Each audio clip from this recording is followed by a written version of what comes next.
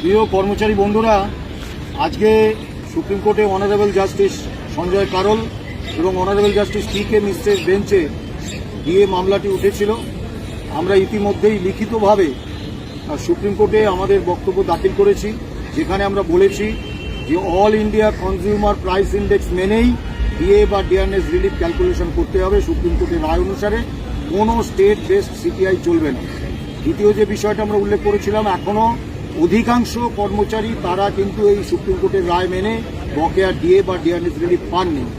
Granting add ইনস্টিটিউশনসের কর্মরত এবং অবসরপ্রাপ্ত কর্মীরা, অর্থাৎ বোর্ড, কর্পোরেশন, পঞ্চায়েত, পুরসভা, তারপরে আন্ডারটেকিংস, শিক্ষক, শিক্ষাকর্মী, এদের অ্যাকাউন্টে 1 নয়া পয়সা এখনও বকেয়া দিয়ে ঢোকেনি।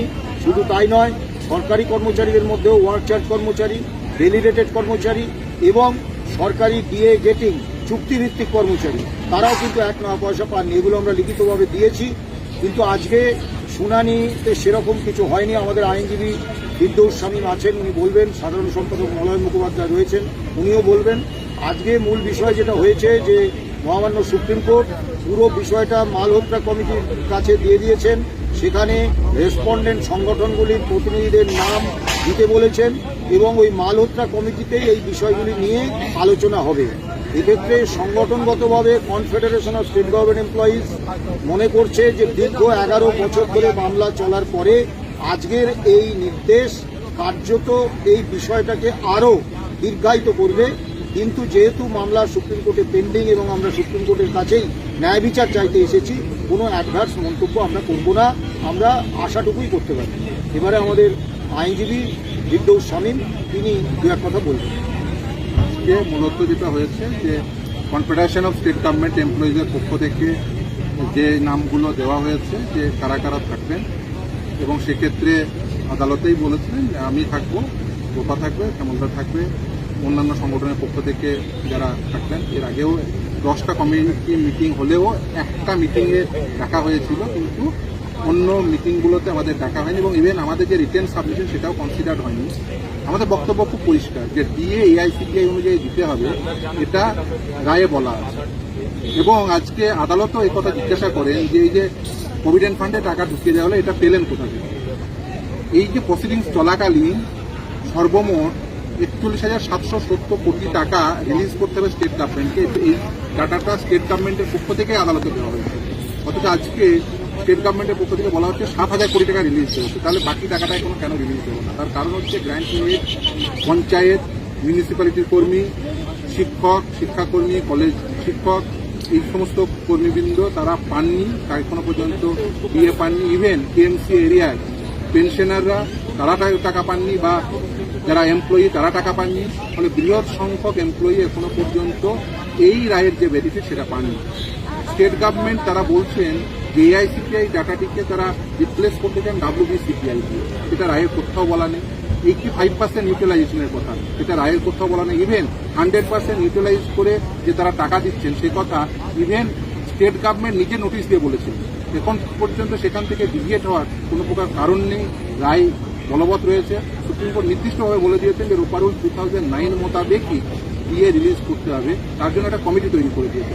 সেই কমিটি তারা ঠিক করবেন, এই যে ক্যালকুলেশনটা তারা করবেন। স্টেট গভর্নমেন্ট যা দিয়ে দেবেন ডাটা সেই অনুযায়ী যে পুরো বিষয়টি হবে তা একদমই নয়। কারণ আমরা যে রিটেন সাবমিশন দিয়েছিলাম সেখানে ডিএর ক্যালকুলেশন কিভাবে হবে এবং প্রতি মাসে কত পরিমাণ ডিএ রিলিজ করতে হবে তারও ক্যালকুলেশন দিয়ে দিয়েছিলেন। এবং শুধু তাই নয়, তারা বেস পয়েন্ট যেটা 536 সেটাকে অল্টার করে 605 করেছে। এই ডাটাটা পেলেন কোথা থেকে? রূপা রুল 2009-এর যে ডেফিনেশন, ডিএর ডেফিনেশন, সেখানে এই 536কে বেস ধরা হয়েছে, 605 নয়। কিন্তু স্টেট গভর্নমেন্ট তারা যে স্ট্যাটাস রিপোর্ট দিয়েছে সেখানে বলছে তারা 12 মাসের গড় করে সেই বেস পয়েন্টটাকে 536কে অল্টার করে 605 করেছেন, যেটা কোনোভাবেই পারমিসিবল নয়।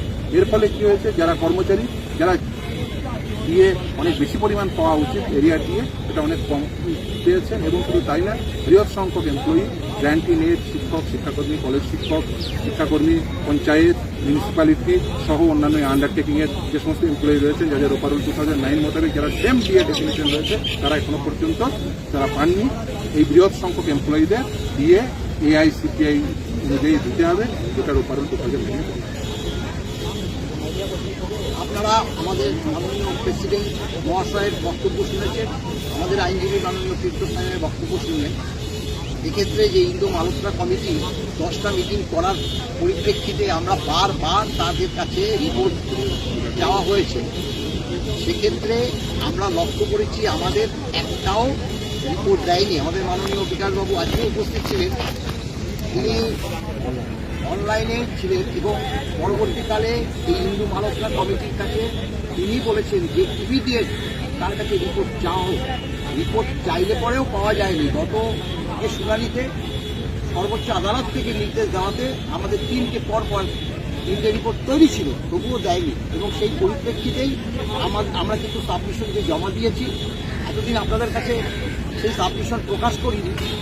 আগামীকাল বা আজ আমরা অবশ্যই করব। সেখানে কাদের কাদের কী বিষয় আমরা রিপোর্ট পরিপ্রেক্ষিতে উল্লেখ করেছি সেটা আমাদের প্রেসিডেন্ট সাহেব এবং মাননীয় তীর্থস্থানী বলেছে। এখন দেখুন, আমরা বারবার বলেছি যে all India consumer price index অনুসারে কিন্তু আমাদের যে রাজ্য সরকার দিয়ে তা দেয়, বহু পে কমিশনেই সেটা দিয়ে এসছে। আমি উদাহরণ দিয়ে আপনাদেরকে পরিষ্কার আগেও বুঝিয়েছি, আজকেও বুঝাবো। দেখুন, চতুর্থ বেতন কমিশনে আমাদের সেন্ট্রাল গভর্নমেন্ট টোটাল দিয়ে দিয়েছিল 74%, আমাদেরও 74%। 1.4 গুণিতক, অর্থাৎ ট্রিটমেন্ট ছিল একটা ছিল 1.4 গুণিতক। এবার পঞ্চম বেতন কমিশনে আসুন, সেখানে 125 সেন্ট্রাল গভর্নমেন্টের দিয়ে, আমাদেরও কিন্তু 125, যেটা নিয়ে মামলা। আমি এই ব্যাপারটা বলি, 1/1/16-তে আমরা পাচ্ছি 75, central government, other state government, এমনকি এই যে আমাদেরই কর্মচারী দিল্লি বা চেন্নাইতে কাজ করে, তারা কিন্তু সেই 50% পাচ্ছে। এবার দেখুন, এই 50% কিন্তু দিয়েছে, এই 50% আমাদের কিন্তু দিয়েছে, আমরা সকলেই এনজয় করেছি, কিন্তু আমরা নির্দিষ্ট সময় থেকে পাইনি। অর্থাৎ ব্যাকলগগুলো দিচ্ছিল, সেই ব্যাকলগগুলোই আমরা কিন্তু ক্লেম করেছি। অর্থাৎ আমাদের ডিএটা দিয়েছে, ব্যাকলগ ক্লেম করেছি, সেটা সর্বোচ্চ আদালত রায় বলেছে, কিন্তু তারা সেই ব্যাকলগ থেকে কেটে নিচ্ছে। একবার যদি দিয়ে দেয়, সেখান থেকে কেটে নিতে পারে। 50% দিয়ে জায়গায় 25% করেছে। হয় কেন? আমাদের 12% দিয়ে হয়েছে, সেখানে 2% দিয়েছে, 10% কেটে নিয়েছে। 6% জায়গা বলেছে না, এটা 6% দেওয়াটা বেশি হয়ে গেছে, আমরা এটাকে 3% দেব, -3 করেছে। এইভাবে দিয়ে করে তারা 605 পয়েন্টে এনে যত পয়েন্ট বেশি হবে তত ডিএটা কম হবে। সেইভাবে করে সরকার এমন একটা জায়গায় নিয়ে এসছে যাতে আমরা কম পেয়েছি 57%। আমরা তো সেটা ছেড়ে দেবো না। দেখুন, আমরা কিছুটা হতাশ।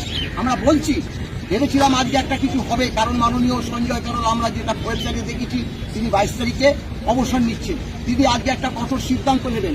আমাদের দুর্ভাগ্য, আমাদের আবার সেই ঠেলে দিল ইন্দো মালহোত্রা কমিটির কাছে। সেই কমিটি সব যে কটা মামলাকারী আছে, তাদের যে কমিটিতে দিয়ে আলোচনায় করার জন্য সেই বার্তাটা সর্বোচ্চ আদালত আজকে রেখেছে। আমরা আমাদের নাম দিয়ে দিয়েছি এবং সেই পরিপ্রেক্ষিতে যেদিন মিটিং হবে সেদিনই আপনারা পরবর্তী পদক্ষেপ জানতে পারবেন। ভালো থাকবেন, নমস্কার।